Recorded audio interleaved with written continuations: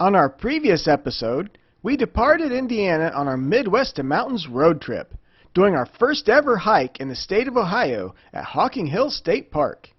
In this episode, we continue south, crossing the mighty Ohio River and into the town of Point Pleasant, West Virginia, where history meets mystery.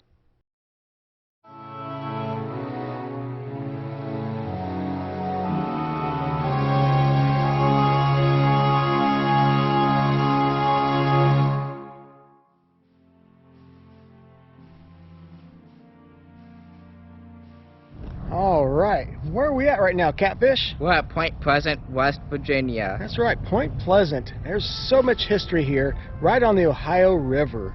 It's got Native American history, as you can see from the murals behind us.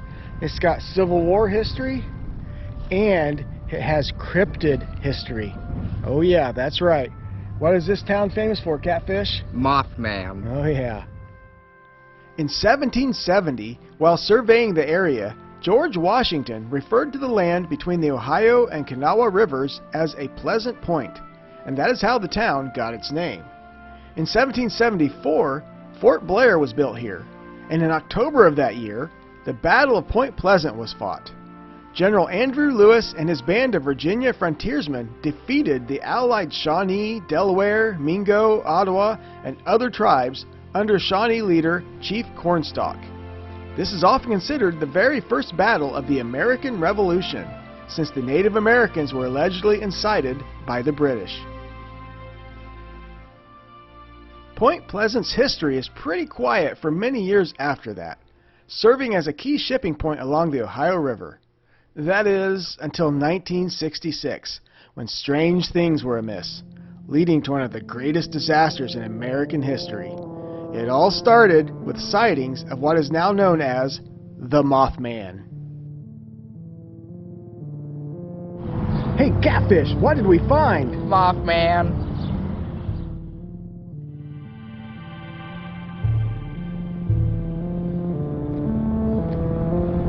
Oh yeah, that is the Mothman.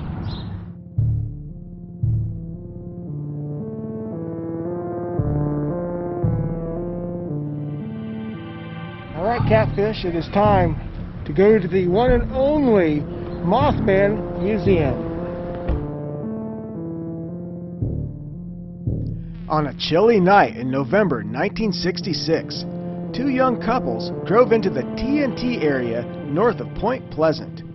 The TNT area was the site of an abandoned munitions plant left over from World War II, with many acres of wooded land and decaying buildings.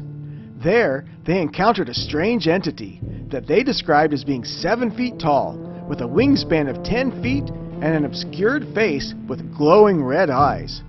They took off in their 1956 Chevy Bel Air, reaching speeds over 100 miles per hour. Yet the creature was able to keep up and even fly over them, only losing it when they drove into town. At 2 a.m., they arrived at the Point Pleasant police station, where they filed a report on their encounter. If you thought that the Men in Black was just a legend or something that they made up for the movies, think again. It's a real thing. And they showed up here in Point Pleasant. Over the next several months, more and more sightings of the creature came from respectable citizens in the area. It drew the attention of news reporters, which is well documented here at the Mothman Museum. People from all over came to Point Pleasant to research this strange Birdman, many offering their own explanations for what was being seen. Could it be aliens? Could it be an interdimensional being? Could it be the legend of the Native American Thunderbird? Could it be something as simple as a sandhill crane? Or was it just mass hysteria? One of the coolest things here about the Mothman Museum is the fact that they actually have handwritten accounts from the actual witnesses. Sightings of the Mothman went on for the next year, until December 15th, 1967, when the unthinkable happened. The Silver Bridge, which carried Highway 35 over the Ohio River, collapsed under the weight of rush hour traffic, resulting in the deaths of 46 people. To this day, it is the worst automotive bridge disaster in American history. Some people claim to have seen the Mothman on the bridge shortly before the collapse. Could he have been the cause of the disaster? Or was he a harbinger of doom, merely appearing to warn people of a pending disaster? The ultimate cause of the bridge collapse was due to a defect in a single eyebar link, but the sightings of the Mothman diminished afterwards. Well, alright, Catfish, we learned a lot here at the Mothman Museum about the legend of the Mothman. But I think we need to take our investigations a step further. We need to go to see the TNT area. The TNT area was originally the West Virginia Ordnance Works. They manufactured and stored ammunition during World War II. Nearly 100 large concrete domes, also known as igloos or bunkers, were built into the ground to house explosives, specifically built that way so as not to be noticeable from the air. Alright folks, we are now in the McClintock Wildlife Management Area here just outside of Point Pleasant, West Virginia, otherwise known as the TNT area. Let's go Mothman hunting. Yeah. Hey Dad, I think I already found the first TNT igloo. Wow, they are well hidden, aren't they? Yes, they are.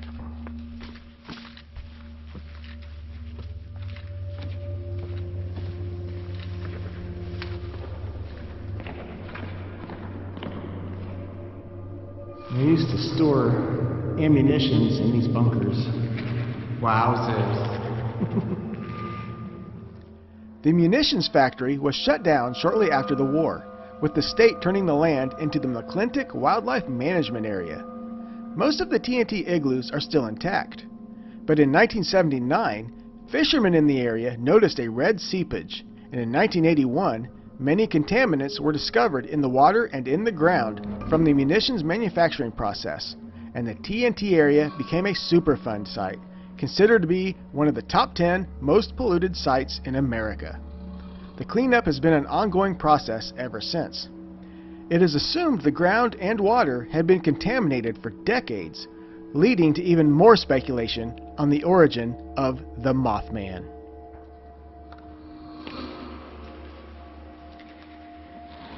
Always look up, as I fear, since it's still so bright outside. If the Mothman was here, he'd be trying to sleep because I'm guessing he only comes out at night. So you never know, he could be hanging from the roof of one of these bunkers.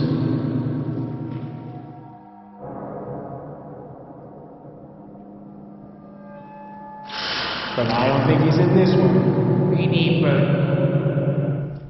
So the TNT area was once an ammunition site, and they stored a lot of stuff here. And after the ammunition site was shut down, supposedly a lot of chemicals leaked into the wetlands and such.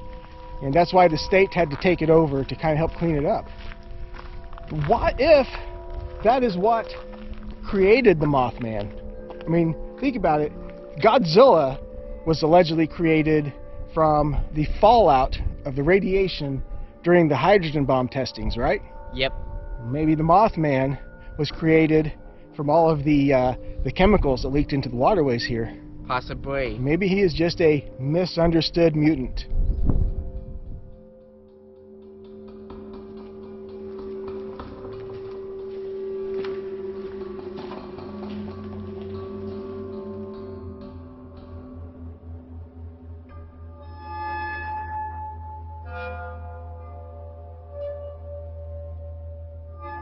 No sign of the big guy yet. Let's march on. Catfish is on the prowl. He has found the next TNT igloo. Get your lights on. So we all know the one thing that Mothman fears is light. Actually, I just made that up. But no Mothman. Let's move on to the next one.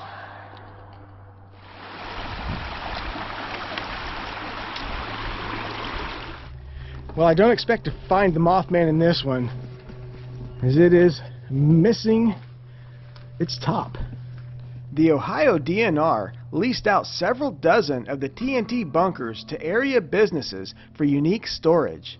In May of 2010, This bunker that had been filled with ammunition exploded, sending barrels and metal storage boxes flying as much as 100 feet away into the nearby swamp.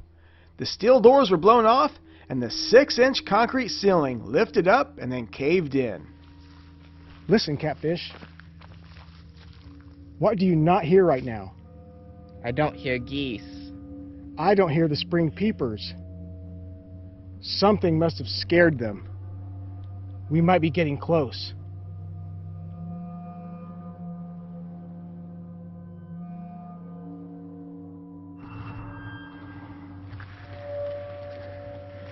Maybe this is one of them drums that leaked into the wetland system and contaminated everything, creating the Mothman.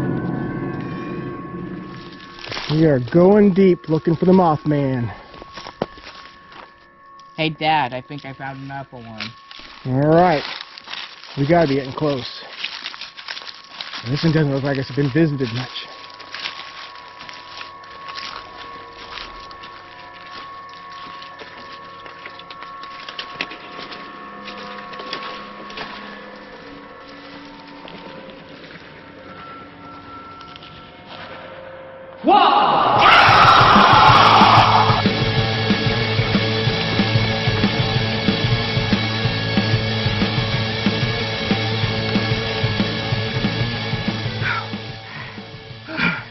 Well, we finally found the Mothman.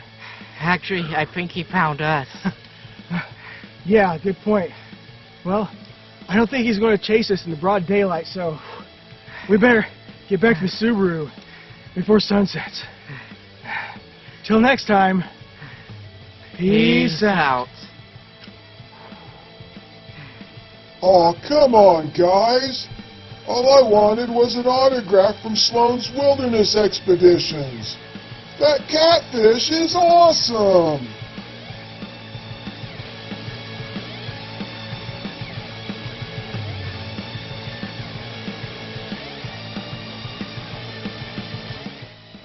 On our next episode of Midwest to Mountains, we explore America's newest national park with one of the tallest bridges over one of the oldest rivers on the planet.